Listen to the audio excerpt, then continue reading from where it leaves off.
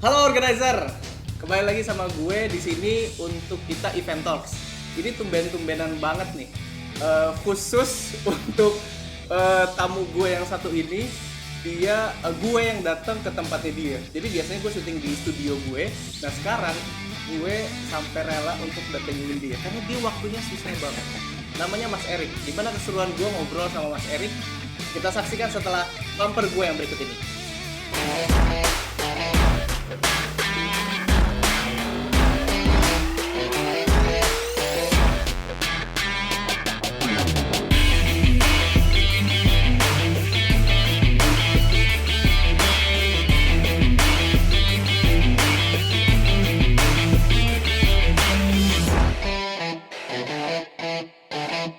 Kembali lagi sama gue Ube dari Maesa Creative Company. Di channel ini kita akan membicarakan seputar dunia event organizer dengan segala warna-warninya. Kenapa? Karena event organizer itu seru. Oke, di sini gue udah sama sohib gue. Ini kita udah kenal lama banget ya? Udah 4 tahun ya? 4 tahun ya? Gila, udah gak berasa banget. Gue sama Mas Erik, siapa dia? Gue akan kasih kesempatan dulu sama Mas Erik untuk Mas Erik memperkenalkan diri. Halo, gua Erik, gua videographer. Videographer ya? Ya, klien lah. Vendor. Rekan. Iya, rekanan. Jadi kalau seandainya gue dapat event, biasanya di dalam event itu ada part di mana ada kebutuhan untuk produksi video. Betul. Nah, video itu harus dibuat secara proper dan manusia ini yang bikin video-videonya. Gokil. Kita tuh pertama kali kenal tuh sebenarnya ketemu sama agensi ya. Ketemu sama agensi. Betul. Itu gue punya pengalaman menarik banget sebenarnya sama Mas Erik. Karena sebenarnya gue kenal Mas Erik karena ada satu kesempatan gue ketemu sama agensi dan gue dikenalin sama yang punya agensinya sama Mas Erik. Ya, kebetulan gue dulu kerja di sana ya. Masih meng-in-house ya. Masih nebeng lah. Tapi sekarang Mas Erik udah dia udah berdiri sendiri. Brand lo apa namanya? Pop Out ya. ID. Oke. Lo bisa jelasin nggak Pop Out ID itu skop pekerjaannya yang lo kerjain apa aja? Oke, kalau Pop Out ID itu sih sebenarnya apa lu gak ada ya? Maksudnya terserba ya, karena kita megang website juga, aplikasi juga, video produksi, animasi, annual report, semuanya kita pegang. Apa lu gak ada? Event doang nggak bisa ngalahin Maesa lah. Si bos ya, jagoannya. Cuman ya akhirnya kerjaan yang gue dapet tuh dikerjain sama Mas Erik juga. Itu sebenarnya ada beberapa bahkan ya yang tahun 2019 Porseni itu gue ada kebutuhan untuk bikin desain dan itu tuh bener-bener semua kebutuhan desain gue dibantu sama Mas Erik dan timnya. Ya. Karena memang desain grafis gue khusus buat ngerjain 3D. Betul. Semua kerjaan desainnya, logo, visual dan lain sebagainya tim lu kan yang ngerjain kan. Ya. Makanya itu kita tuh sebenarnya punya pengalaman menarik sama Mas Erik. Jadi waktu gue kenal sama Mas Erik, entah kenapa kita tuh punya chemistry yang erat banget gitu. Maksud gue sebagai kreator dari desain ataupun video itu kan benar-benar chemistry-chemistry-an kan. Ya, betul. Masalahnya gue punya sesuatu yang pengen gue bikin. Itu yang benar-benar bisa menerjemahin tuh Mas Erik doang. Masa sih? Seriusan. Ini yang gue bilang kenapa harus ada kesinambungan gitu loh. Ya. Tapi masalahnya awalnya tuh gue ragu. Kenapa? Lu bisa nggak gitu? Itu dia. Harus dicoba ya. Iya, makanya. Karena lu gini, Mas, gue ada kebutuhan bikin videonya gini. Ya, oke. Udah mati, ini orang bisa nggak sih? Tapi cuma lu gitu yang bisa menerjemahkan apa yang mau kita bikin gitu loh. Sampai pada satu saat lu udah keluar dari agensi itu, gue masih ngasih kerjaan ke agensi itu. Karena gue tahu yang ngerjain elu. Padahal nggak ada guanya. Padahal gak ada lu aja. Wah itu gue zonk banget sih. Itu gue zonk banget.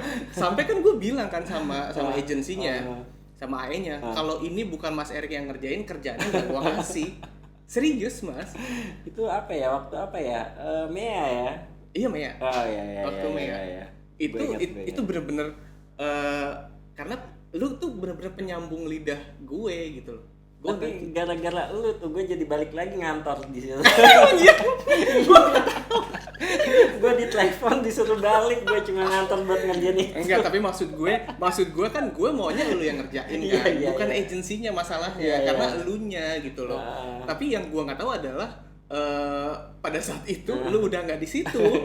Dipanggil lagi. Gue dipanggil lagi cuma buat ngerjain itu. Tapi kalau lu sendiri, lu kan bikin video bisa, motion bisa, 2D jago.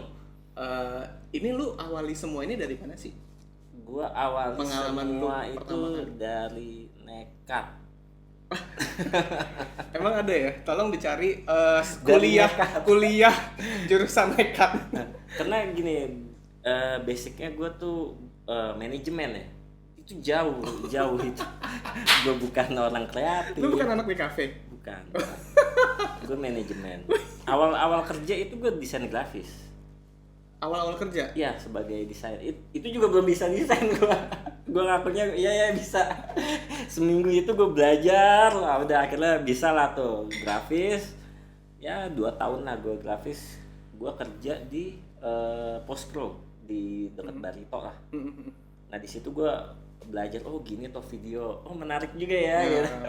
Oke. Nah akhirnya gue coba beranikan diri terjun gitu. Tapi maksud gue, lu sebelumnya kan awalnya lu bilang lu nekat gitu ya untuk kerja di desain grafis. Lu kalau nggak mungkin senekat itu dong kalau lu nggak punya latar belakang sebelumnya. Lu tapi sebelum lu ngelamar itu lu udah seneng ngedesain? Udah emang gue basicnya suka gambar. Oke. Gue suka gambar, kebetulan kuliah gue tuh pengennya jadi GD, graphic design, DKV lah gue mau ngambil di situ. Cuma kan orang tua zaman dulu kamu harus manajemen, ya bro gitu. Kamu mau makan apa gitu? Iya. Itu sama, itu gue juga gitu tuh. Akhirnya ya gue lebih pilih manajemen. Tapi bakat ini loh, gue ternyata nerima manfaatnya dari situ. Gimana maksud lo? Gue banyak dibantu oleh ya hal-hal manajemen itu. Oke, iya betul. Itu sama halnya kayak gue juga. Gue tuh sebenarnya akuntansi bro. Akuntansi, wah ini lebih ngaco nih. Tapi enggak dong. Kalau gue kan basicnya menjalankan perusahaan. Jadi manajemen keuangan gue ngerti. Cuman produknya aja event gitu kan. Kalau seandainya ngurus keuangan gue bisa. Manajemen juga pada dasarnya gitu kan. Betul. Produknya apapun selama manajemen kita bagus, insya Allah usaha tuh jalan. Betul. Gitu kan. Betul. Lu zaman dulu ngedesain pakai apa? Gua Photoshop doang, Mas. Photoshop dulu? Iya. Gue tuh sebenarnya juga sama seneng ngedesain dari zaman gue SMP. Gue pakai Paint. Lu ngerasain gak sih? Ngerasain. Gue ngerasain banget, gue dulu tuh ngedesain pakai Paint. Gue ngerasain. Gue belajar Photoshop itu karena gue udah telanjur ini kan. Waktu itu ngelamar temen gue buka lowongan nih. Udah gue ngelamar sebagai GD. Gue ngakunya bisa, Mas. Padahal gue belum pernah tahu Photoshop tuh kayak gimana. Anjir, seriusan lu? Serius. Cuma yang bikin gue bisa adalah ketika gue di lapangan, kan gue langsung dikerubungin klien. Itu di situ gue langsung belajar, Mas. Pakai ilmu terpaksa ya? Terpaksa, dan itu cepet, Mas. Oh gitu? Efektif itu. Parah itu. Udah dari situ udah gue ya udah lancar lah. Tapi pada akhirnya lu kenal dengan dunia videografi itu di Postpro. Di Postpro. Lu pertama kalinya gimana? Di Postpro itu ya setelah gue dari graphic design, gue ditarik sebagai graphic design di sana lah.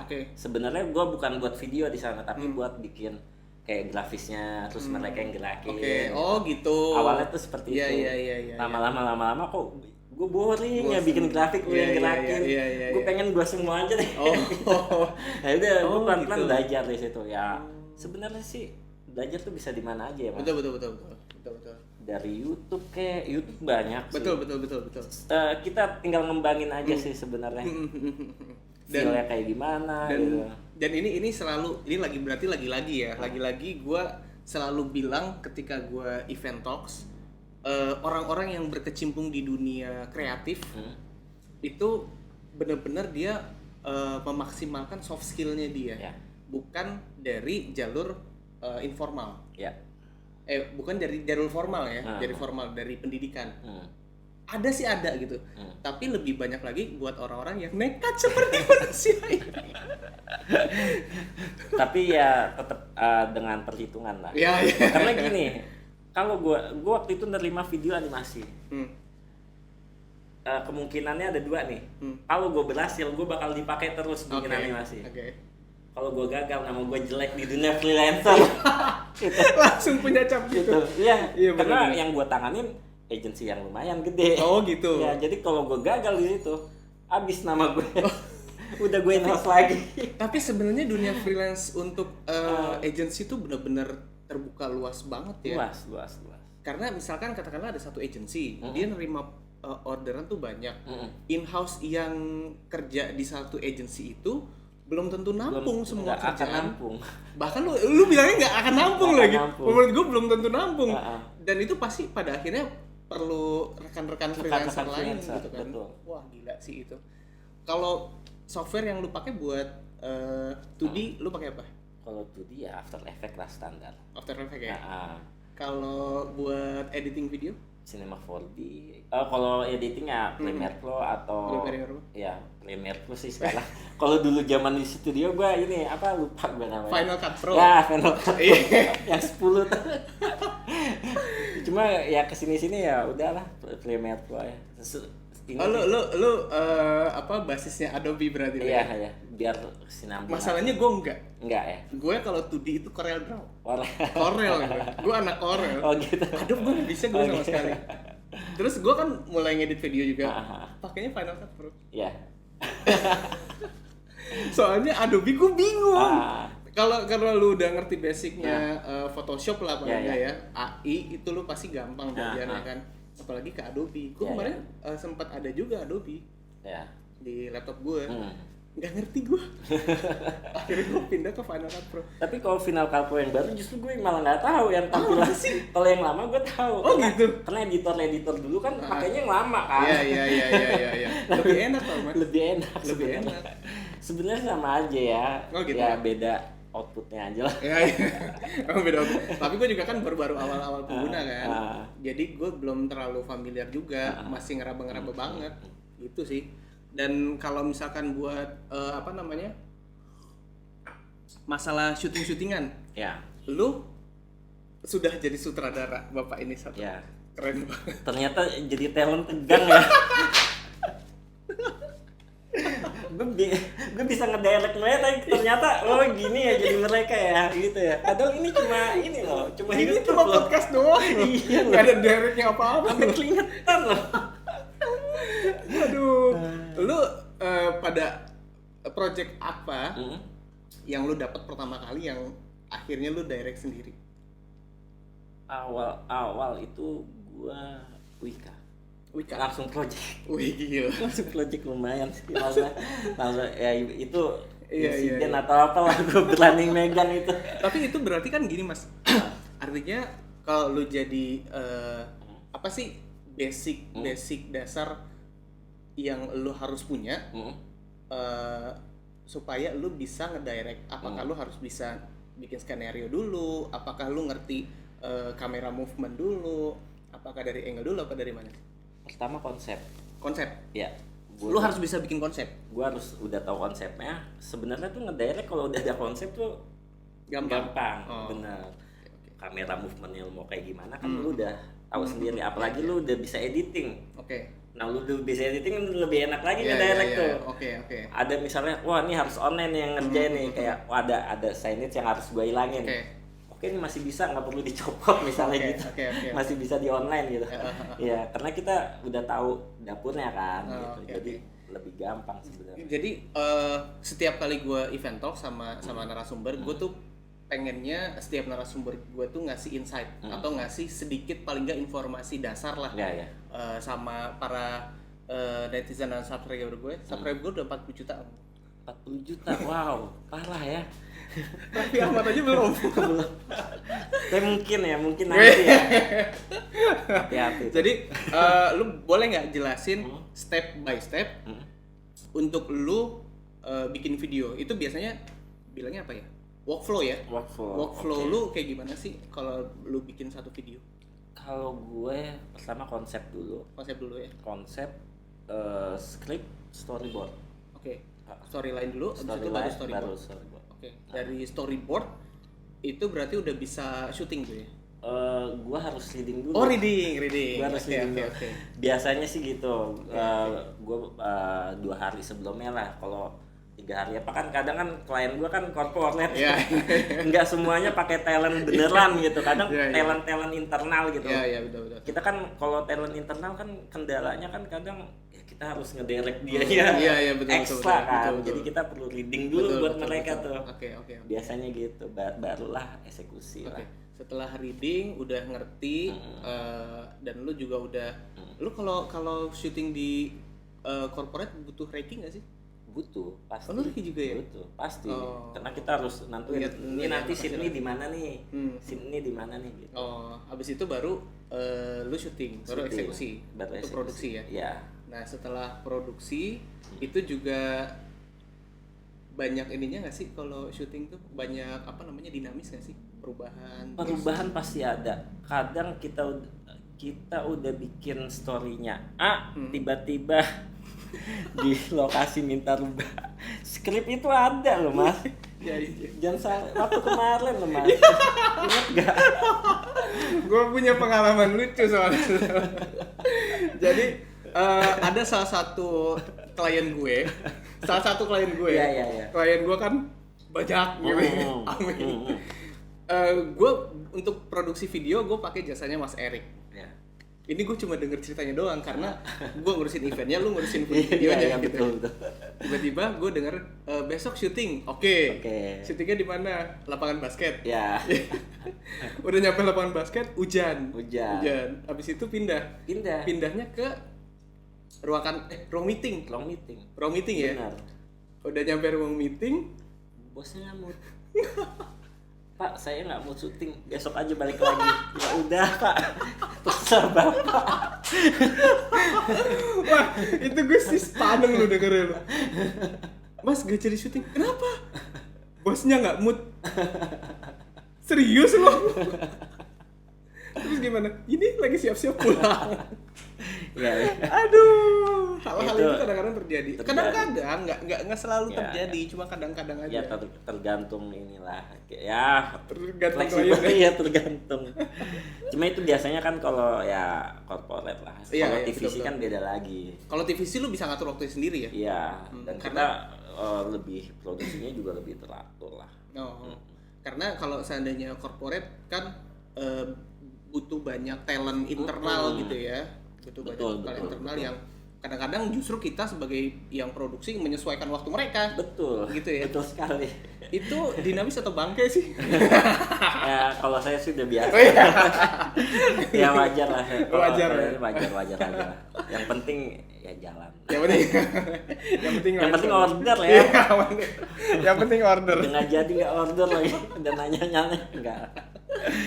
Makanya gue untuk bikin video itu kan benar-benar ternyata gue kaget. Gue kan anak event ya. Kalau event itu udah kelihatan barang satu project gue gitu, satu quotation gue tuh 100 item gitu ya. Itu sebanyak itu gitu. Karena macam-macam barangnya. Gitu. Iya, betul. Dan kalau seandainya ada produksi video, itu gue cuma selipin satu tuh. Satu produksi video, cerut masuk gitu ya. Nilainya 50 juta misalnya gitu ya. Udah tuh, masuk dalam quotation gue. Habis itu lu ngasih billing ke gue dong. Banyak banget isinya. Karena emang kebutuhannya kan beda-beda ya. Oke, ya betul. Kayak kemarin tuh person nih ya, yang ternyata minta talent luar. Iya, bayangin gue harus nyediain 12 talent luar gitu, bukan internal luar. Nggak boncos gimana gue nyarinya nih.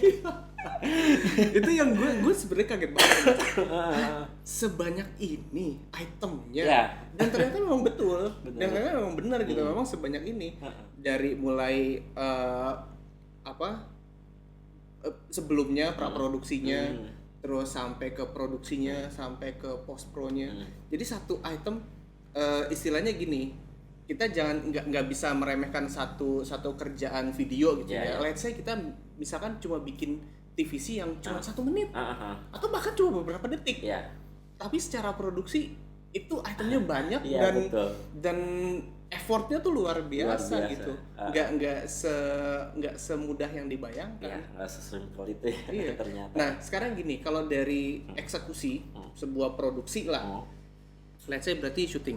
Tadi kan berarti kita udah sampai ke produksi, abis itu ke secara workflow ya. Kita balik ke workflow. Dari produksi terakhirnya itu adalah post pro. Post pro ya. Kalau post pro itu berarti proses editing offline. Oh, lalu bahasanya gitu ya. Kalau online itu adalah produksi, offline itu adalah editing. Offline editing. Sama dengan istilah syuting interior dan eksterior. Itu gue baru tahu. Kita juga baru tahu. Kita syuting eksterior di IKEA maksudnya. Mas, boleh kan channel lo? Gak apa-apa. Cakep nih channel nih, boleh ngerokok. Cuma kebetulan aja gue ngerokok. Makanya ini salah satu kenapa gue akhirnya harus menyambangi tempatnya Mas Erik. Karena Mas Erik itu satu hari tuh ngabisin setengah pabrik rokok. Makasih ya dia sama gue ya.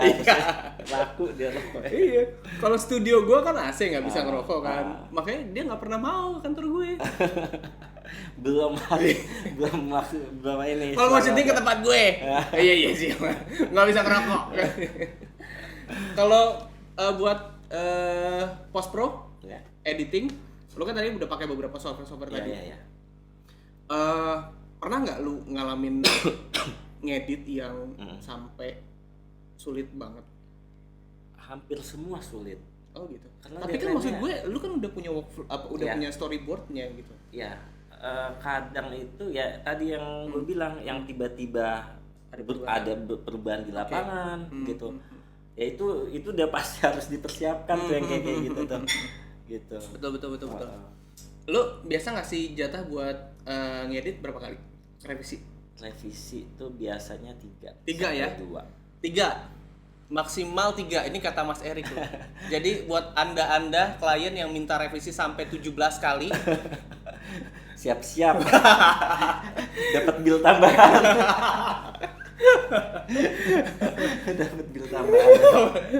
Tapi itu memang standar ya, standar 3 kali revisi. 3 kali itu standar. Bisa mudah-mudahan, karena maksud gue adalah revisi itu harusnya minor, betul. Karena kan lu udah dari storyboard kan. Storyboard itu udah di-approve, betul. Abis itu baru masuk ke produksi dan di post pro-nya kan. Betul. Kalau kita masuk ke spesifik di produksi deh. Ya. Kalau produksi item hardware, gear yang lu pasti butuhin apa? Apanya nih? Oh, kamera. Kamera lu pakai apa? Kalau buat pegangan lu apa sih kalau kamera? Yang lagi dipakai ini. Itu lah. Udah cukup lah. Oh, udah cukup ya? Udah cukup. Kalau lensa lu biasa pakai ya, kalau lensa sesuai kebutuhan ya? Ya, sesuai kebutuhan ya. Audio gua biasanya pakai 2 soundman. Kalau lighting minimal terpenuhi keylight terus ya semuanya gitu. Yang penting krunya gue lumayan lah, cukup memenuhi. Sama sebenarnya ternyata kan gue sebenarnya baru sadar lah ya. Ketika gue pada akhirnya mau coba bikin konten, penampilan itu harus diperhatikan. Betul. Gue baru ngeh tuh. Gue syuting pertama, kedua, anjing muka gue keringetan banget. Gitu. Nah ini muka gue baru nyadar nanti pas gue nonton, anjing kacau kan. Muka gue kenapa merah-merah? Kan ada lampu. Kalau talent lu agak kesulitan nggak? Talent banyak enggak lah. Talent enggak lah. Kalau talent masih suka ada yang ini nggak? Enggak lah. Ya. Kita udah kita profesional lah ya. Profesional lah, di luar kerjaan baru. Sama aja ya. Enggak. Kalau misalkan ada cerita, ada lu pengalaman cerita menarik nggak pada saat lu bikin suatu video? Cerita menarik. Atau lu suatu hari pernah harus syuting di tengah gunung gitu? Apa project yang paling sulit yang pernah lu terima? Paling sulit, yang dari lu semua sulit. Waktunya kadang mepet. Besok syuting, besok. Skrip belum ada. Ya. Kita sedikit cerita di tahun 2019 berarti ya. Tahun 2019 gue ada satu event yang mana satu event itu membutuhkan bikin 10 video secara bersamaan. Salah satu ceritanya yang tadi kita ceritain. Itu sulit. Salah satu ceritanya yang kita ceritain. Tapi itu juga ada juga kejadian yang waktu lu harus ganti semuanya. Lu udah bikin 10 cerita. 10 skrip storyline. Gua ganti di lokasi. Lu ganti di lokasi. Betul. Udah gitu ada yang terakhir lu benar-benar harus syuting ke Senayan. Dia males berdiri di tempat duduk ya. Habis makan bubur kan. Pak, saya malas berdiri, syuting di sini aja ya. Iya, Pak. Waduh, gue sih juga akhirnya Mas Erik sabar ya, sabar. Oh, tenang Mas, udah biasa. Tenang Mas. Lu gue bilang gini, Mas Erik sabar ya. Tenang Mas, bukan cuma lu yang diinjak-injak, gue juga lagi injak-injak. Tapi itu sih tapi kita enjoy, yeah. Tapi basicnya kita seneng ngerjain apa yang kita kerjain. Ya, karena memang ya balik lagi ke pelayanan kita juga. Oke. Itu betul sih. Karena kita hidup dari mereka. Betul. Kita nggak boleh bad mood. Nggak boleh bad mood, nggak boleh nunjukin kalau kita tuh kesel sebenarnya. Tapi paling rule-rule yang tadi harus dipenuhi ya baik secara workflow ataupun revisi. Betul. Yang itu. Ini gue selalu ulang-ulang nih. Soalnya kalau mentoknya di lu, mintanya ke gue. Betul Mas. Mas Erik bisa revisi lagi? Nggak bisa Mas, kan udah 3 kali. Oh ya udah bentar. Mas Ube revisi. Oh iya. Mas Erik revisiin dong. Ada cat tambahan? Iya. Tenang Mas. Iya. Kita pertegas lagi untuk yang pop out Adi. Ya. Itu kerjaan yang lu kerjain tadi apa aja? Ada website. Lu kerjain juga ya? Website juga. Cuma beda divisi lagi ada. Beda divisi lagi ya. Itu di lantai 12 ya? Wah, banyak lantai nih. Itu sama Mas Indra.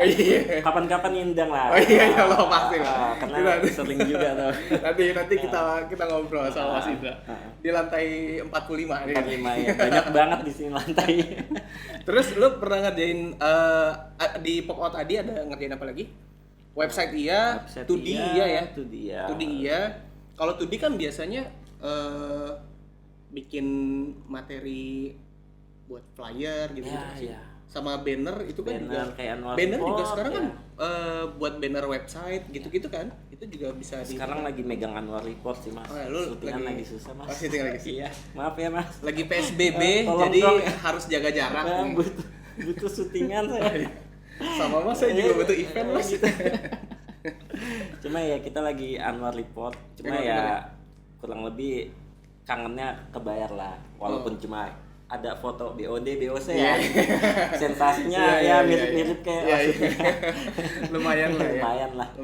Lumayan ngobatin kangen. Kalau 3D lu ngerjain juga gak sih? Iya. 3D lu ngerjain juga? Ya, ngerjain juga. 3D lu ngerjain juga. Tapi lu kalau 3D lebih banyak kerjain apa? Buat rumah atau? Iya sama buat kompro juga. Kadang kan mereka minta yang full 3D misalnya. Dia nggak mau yang 2D. Mau kompronya full 2D lah, 3D. Ya. Oh gitu, ada juga ya? Ada juga. Minta kompro sampai 3D gitu? Iya, banyak Mas. Cuma memang kalau 3D kan prosesnya agak lama ya. Jarang sih. Karena mereka kebanyakan minta cuma sebulan, kadang cuma hitungan minggu. Wow. Gitu. Tapi nggak sampai hitungan hari ya? Ada. Oh ada. Hitungan jam ada hitungan jam? Ada. Hitungan jam ya bumper lah. Oh iya bumper. Mas bikin buat kapan malam mau ya? Kan Mas Ari, gue juga sering banget nemuin guys. Mas ini revisi dong. Oh iya sebentar, gue mikirin mobil dulu. Lu lagi di mana? Ini lagi gue di jalan, gue ke rest area dulu. Oh iya siap. Sering juga tuh kayak gitu tuh. Kalau video udah pasti. Ya. Kalau video kompro macam-macam lah. lu web series pernah bikin gak sih? Pernah ya? Syutingan film pendek gitu-gitu? Pernah juga. Bikin lagi dong film pendek. Ayo nanti kita bikin khusus buat sekali. Iya. Belum ada yang order nih. Kode ya. Iya, bikin ini aja dulu, bikin karya aja dulu. Iya, karya dulu. Terus kalau gue tuh lebih sering sebenarnya kalau ngorder sama Mas Erik itu inilah ya motion ya. Motion gue juga lebih sering banget ngorder sama Mas Erik karena diantaranya kalau di event itu kan gue butuh bumper, gue butuh bumper in bumper out, terus butuh opening, gimmick. Gimmick gue paling banyak. Gimmick tuh gue paling banyak pasti ordernya ke Mas Erik. Handscan gitu-gitu kan. Agak susah karena kita harus presisi, kita harus timingnya harus tepat. Itu benar. Itu agak ini. Benar. Itu tricky juga sih. Itu tricky memang, juga. Karena lu harus tahu komposisi tinggi LED gue berapa, dudukannya berapa, gitu. Lebarnya berapa. Pas nggak sama tangan. Iya betul. Gitu. Betul. Pernah lu bikin karena ukuran gue kan cuma skala nih. Kalau gue skala, lu bikinnya juga harus ngikutin skala itu kan. Betul. Jadi pada saat lu handscan-nya di LED tiba-tiba tangannya kegedean gitu kan. Itu harus Gue pernah waktu itu gue pesen handscan sama lo dan itu gue minta 2 handscan.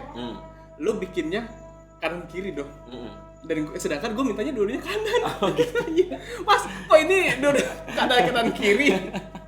Ganti dulu dah. Gue minta dua-duanya kanan, lu bikin kanan kiri. Untung waktu itu Mas Erik tuh cuma gini doang kalau ngedit. Jadi on the spot. Oke, ini gue sangat menarik banget pembicaraan gue sama Mas Erik. Kalau kita udah di akhir event talks kita. Ya. Sekali lagi buat lu semua kalau seandainya mau ya sekedar diskusi, konsultasi ataupun lu mau berjejaring dengan Mas Erik ke Instagramnya, lu boleh saya lagi disebutin sama Mas Erik. Instagram lu di mana? Di popout.id @popout.id. Instagramnya Mas Erik pribadi Erik Ibrahim. Lu boleh kalau seandainya ada yang mau sekedar ngobrol-ngobrol dan konsultasi sama Mas Erik, boleh dihubungin ke situ dan nanti gue akan taruh di kolom deskripsi gue untuk supaya lu bisa ketahui Instagram popout.id sama Mas Erik Ibrahim. Oke. Untuk sementara itu dulu video event talks gua kali ini sama Mas Erik. Kalau seandainya lu suka sama video ini, jangan lupa like, comment, share, subscribe, notifikasi loncengnya dinyalain supaya lu bisa tahu konten dan video gua yang berikutnya. Dari gue, Ube, di sini ada Erik. Sekian dulu, keep your mind creative. Sampai jumpa di episode yang berikutnya. Bye bye.